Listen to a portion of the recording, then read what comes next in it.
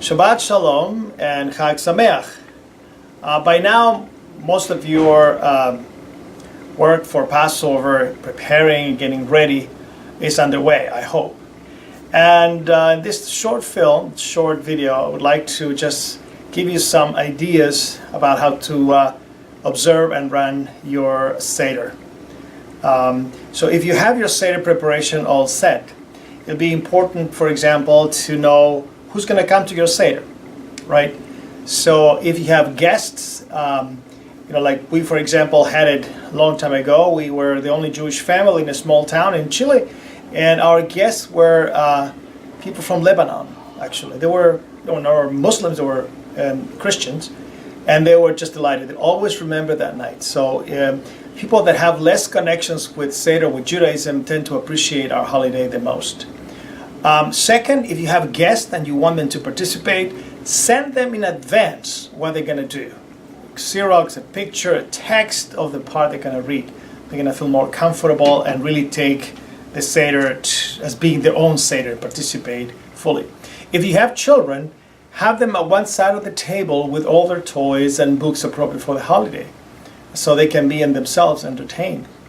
If you have people that like to ask questions, then have them closer to the person who's leading the Seder, so they can have the answers, hear the answers, and you can hear the questions as well.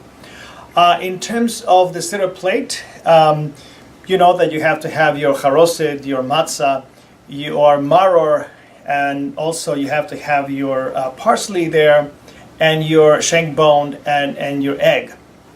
There are different traditions for the shank bone. For example, the shank bone, the Ashkenazim, will not have a piece of lamb roasted. God forbid, you might think the temple still exists, and that's part of the official sacrifice. They should go to the temple. So they will have other types of animal bones. For example, in terms of the charoset, we can give you 3 different recipes of charoset. Right? You can have the Isaac Luria of the 16th century charoset. That one, let me read, has, like the Song of Songs, will have walnuts, figs, pomegranates, grapes, apples, pears, and dates. Or the 12th century Maimonidean charoset from Maimonides, who was a Talmudist and a philosopher, will have figs, dates, cooked with vinegar.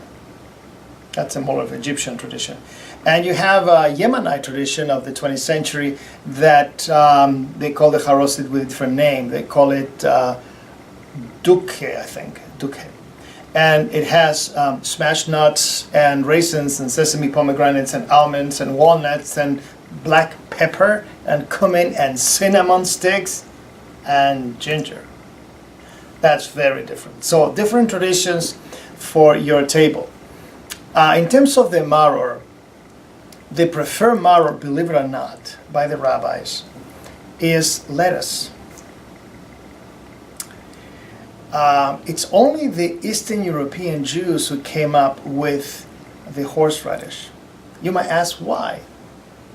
Look outside, Rochester weather.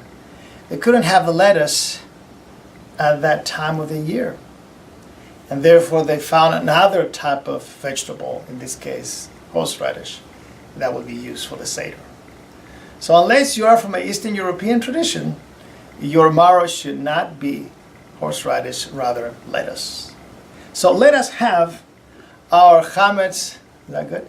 Let us have our chametz salt first. So put away in your home. It doesn't matter if it stays in your home, as long as it's salt. So we have this form, right? And if last minute you forgot to sell it, shoot me an email here by Monday before 11 a.m. and I'll sell it for you. So that's not a choice. There are different Haggadot for Passover. This is one for children. In case you need to deepen your knowledge and you get bored, this could be a help for you. If you're really heavy duty on Passover, the Bible by Rabbi Abraham Blumenkrantz of blessed memory. Every edition comes with what kind of makeup is kosher for Passover? Medicine kosher for Passover? how to clean your car for Passover. And talking about that, here is my favorite Haggadah for Passover. It's the Range Rover Gold Portfolio Edition. In that sense, I would like to wish everyone in season Pesach.